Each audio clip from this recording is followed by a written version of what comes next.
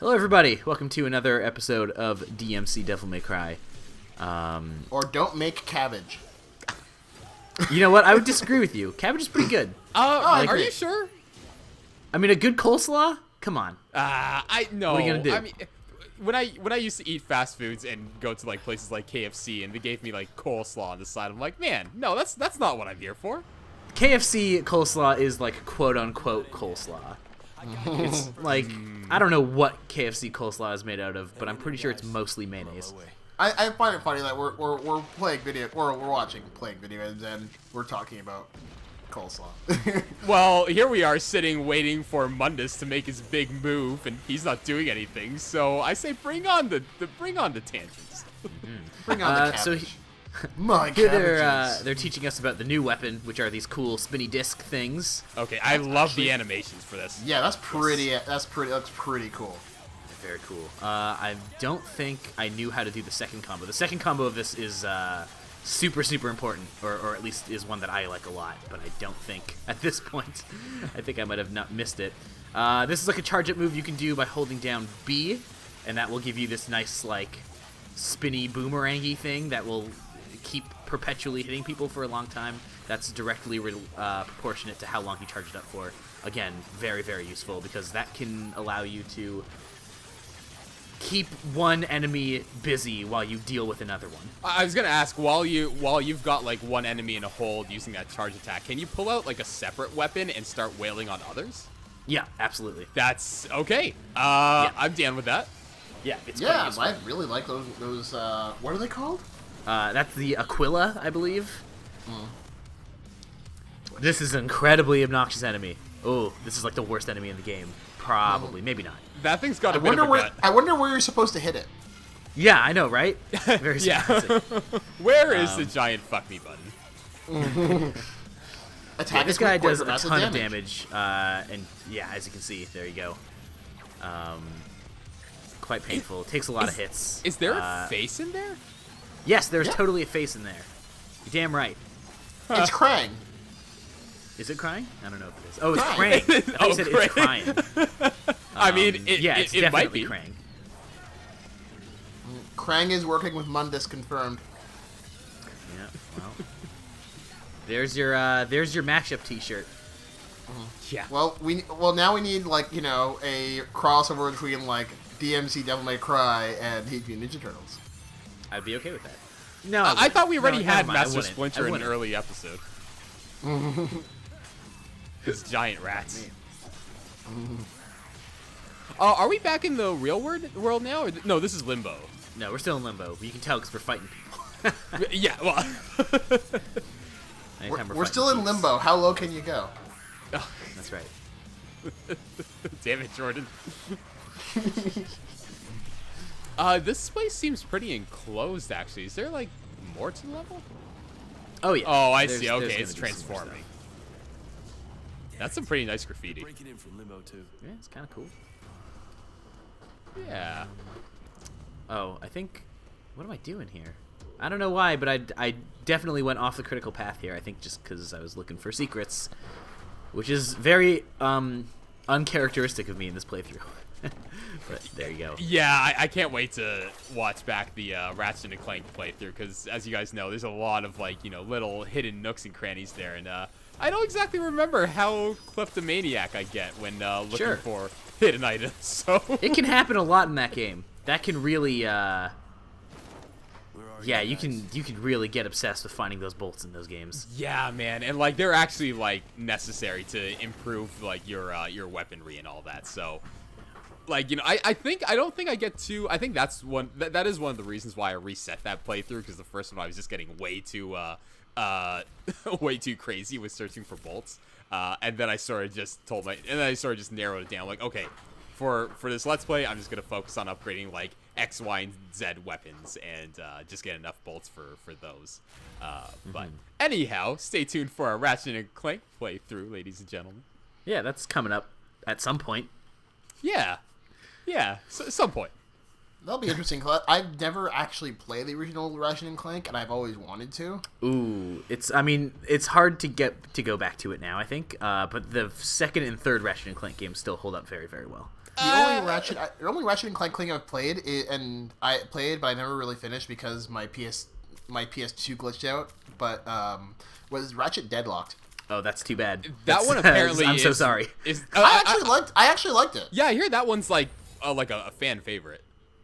What? No, man. Deadlocked is weird. There's no cool Clank levels in it, and it's like all combat. None of the good platforming and like cool gadget using is in that game. Oh, okay, but from what I've heard, people really love the combat. I mean, the combat is good. It's like the same in every other Ratchet and Clank game, you know. Oh, but not much variety. Yeah, it's just like here's some fighting. Keep fighting. Oh, that's weird. Okay, it's not a lot of the stuff that I like. Also, the tone of it is a little off. I wish I could have used it though, because like I wanted to, but then my PS2 would always do this weird thing where the loading screen would never end. Oh, it's no good. Because the loading screen was just like this, like, you know, ship going through space, and it would never finish going through space. On my original PS2, because I ended up getting a Slim eventually, but my original PS2 used to have a problem with the laser on it. So what I used to do is it used to sometimes not start up, and it was in a cabinet, like right against a wall kind of thing, and I would just smack it against the wall, like pretty hard. And that would get it to work, and that allowed it to survive for probably a year longer than it would have otherwise. Dan, console abuse is never okay. Yeah. In this case, it totally was. I would agree with you on most cases. See, that's weird to hear about the PlayStation, especially the PlayStation 2, because there goes that guy. Yeah. But because like the retro consoles, like Sega Genesis and N64 and all that, like those, give them a good smack on the side, and they seem to work pretty well. But the PS2, I don't know. I've never heard anyone like hitting it and having it work. I think it's because it uses like laser technology, and usually I find that like giving that a good smack doesn't usually do the trick. Yeah. I have the Slim PS2, and I always hated it because the fan would always die, and it still does. I still have my Slim PS2, and it's been quite reliable. Yeah, I've only ever had a Slim PS2, and it's worked since day one. It's my PS. Oh, nice. Oh, yeah. So that's sort of that's the big combo that I like a lot in this game. My PS2 has basically been all enemies and bring them in towards you. It's very useful. My PS2 has basically had a broken fan since day one. And apparently that's supposed to be like a really widespread problem with the Slim models. Well, that's how like Sony does things, right? Like that's how the PlayStations usually go. Even with like the PSP, like we went from like a bulky PSP to a semi-bulky PSP, and then they made the last one, which was pretty flimsy, and it's the one I own and just not a fan of because the back latch to open the disc, the disc slot is just so, man, it's so easy for that thing to just like pop open while you're playing a game. Wow. Yeah. Yeah. So here's them teaching you about that charge up move, where they're basically saying like, hey, here's two enemies. If you want, you can get your round. It's called round trip. You can do round trip on one of them, and then you can attack the other one. As you can see, I completely ignored that tooltip. But hey, that's them telling you about it at least. Wait, where happened to the other guy? On my replay of this, the one that I did after this recording, I ended up using that a lot more and sort of understanding the concept a lot better. So we're watching your test Let's Play.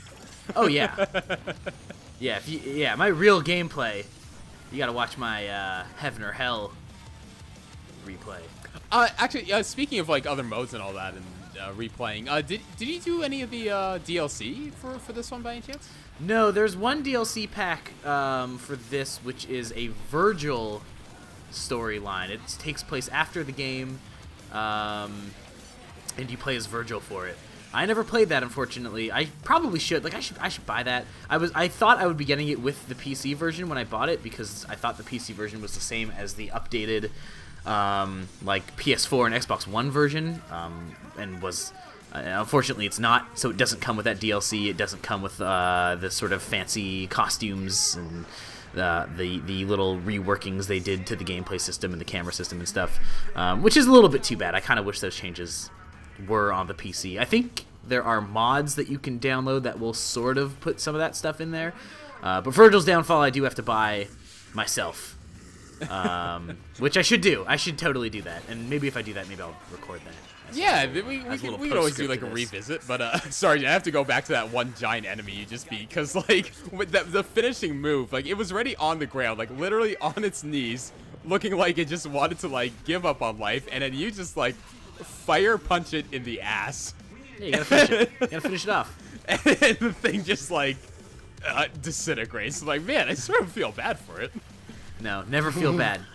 Never feel Man, bad. that thing was done. Like it looked like it just wanted to like go home.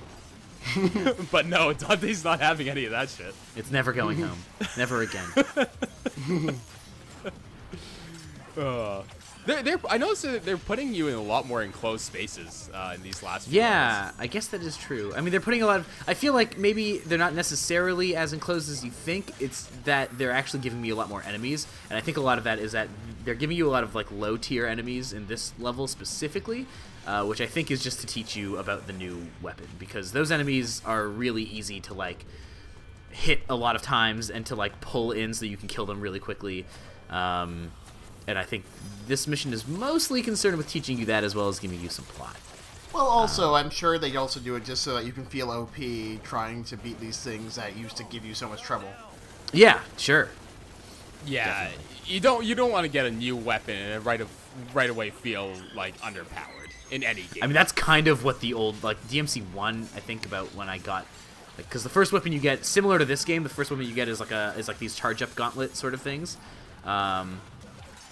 And because that game is so hard, when you first get those things, you start using them, and you're like, well, I don't know how to use these, and now I just died.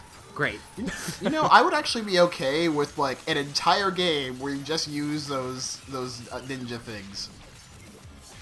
Yeah, I mean, they're pretty cool. You can, hey, if you want to play the game, you can. If you want to play the game that way, you can totally do that. Because when you replay the game, when you start a new game plus, you start with all the weapons. So hey, go ahead. Oh, this has got one of those New Game Plus things where you Oh, get to yes. start with all that, yeah. Many new game plus modes in this game. There's 4 or 5 different difficulty levels after the main game. Those So are always I've seen some of the difficulty levels though. They're pretty insane. Yeah, some of them get pretty nuts. So there are ones where there's ones where enemies all die. I think it's enemies all die in one hit. Sorry, no, that's not true. There's one where enemies die in one hit, but also you die in one hit. Then there's, I think the highest difficulty level is all the enemies have regular health and you die in one hit. Oh, Jesus Yeah. Christ. No. Yeah, it's pretty crazy. Why? I think those Congratulations, the you are now main paper crazy mache. ones. And then after this one, there's just one that's just remixed enemy encounters that sort of pick up from where the game would normally leave off. So you're not getting any new enemies, but you're getting a lot more, and like they're throwing in harder enemies earlier on and all of these sorts of things. I think there might be 2 levels of that. But that's okay because you have all your weapons already, right? Exactly, yeah. So you Okay. start with all your weapons, you carry over all of your upgrades and all of that sort of stuff. So But then there's this one-hit mode too. yeah, then those other modes are separate modes. Holy shit, Which, like, which why will do also, that? but those also will roll in all of your abilities and all of your weapons and that sort of stuff. But still, like, one hit and you're done. Like, what if you're at the Yeah. very end of a level? Like, there's a difference between challenge and being sadistic. Well, some people are sadists. I know, That's being a that's an Sonic fan, I'm optional well thing. aware of that. But Some people want to be the most hardcore. That's just how it is. I'm not that kind of guy. You know, I just want to play the game, have a good time. right. Okay, I mean, I guess there's some people out there, but like, unless you're like, I don't know, like have a whole community of people to brag to about pulling that off, you know. I mean, there definitely different are strokes for those. different Like, folks. I don't know exactly if this game had that much of a community around it. I'm gonna say it probably didn't, just because there were a lot of fans angry at it being like a reboot, at Dante's new redesign.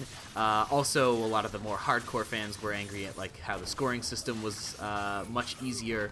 So some of that community that there would have been for the original DmC games probably wasn't here, but there definitely was, for those original Devil May Cry games, there were definitely like websites and such that were about like score or time attacking specific missions and having like rankings with other people. This is obviously pre-online leaderboards being a thing, so it was a lot of people like uploading their own scores with videos of them doing it and all that sort of stuff. It got pretty crazy. There are definitely those people who will like, especially I think about like Devil May Cry 3 when that one rolled around. Lots of competitive community sort of stuff going on around that game. I would have been surprised, except like recently I found out like there are some games that for some odd reason people want to like go on Twitch and record themselves doing like the fastest possible playthrough for like world record stuff, and some of the games for that aren't even that good, and it's like, oh, okay, you're going to play like a shitty game for like 5 or 6 hours and try to get like the world record score. And I'm just thinking like, I could think of better ways to torture myself. No, it's just a different way to play games, right? It's the speedrunning communities are really small for the most part. Yeah, it's a very tiny niche of gameplays, and like I love watching speedruns. I think speedruns are awesome. I'll watch a speedrun for pretty much anything. Like when Summer Games Done Quick, I think, is coming up soon-ish. Oh yeah. Mm-hmm. And like when that is going on, like I will have that stream on at work all the time and just sort of leave it running, because I think it's really fascinating the way those people sort of learn how to like break games, how they dig into code to like find secret things. I mean, this is just getting super deep into games in a ludicrous way that I love that people are doing. There's some really amazing. Did anyone see that video of Mario 64 of like the half button press run of that one level of Mario 64? Oh yeah, No. yeah. It's like a super crazy thing. It's like a 25-minute long video of getting through this one Mario 64 level by only pressing the jump button half a time. And it's just like this guy digging super deep into the theory of how that's possible and like what he has to do. And it's just like most of it goes over, like he's explaining it really, really well.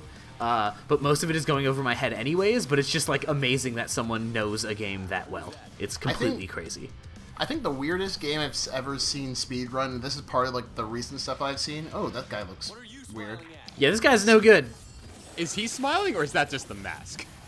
Whoa. I don't know. But so this is the guy. This guy is sort of the closest thing you get to a mini boss in this game. He definitely pops up in a couple situations.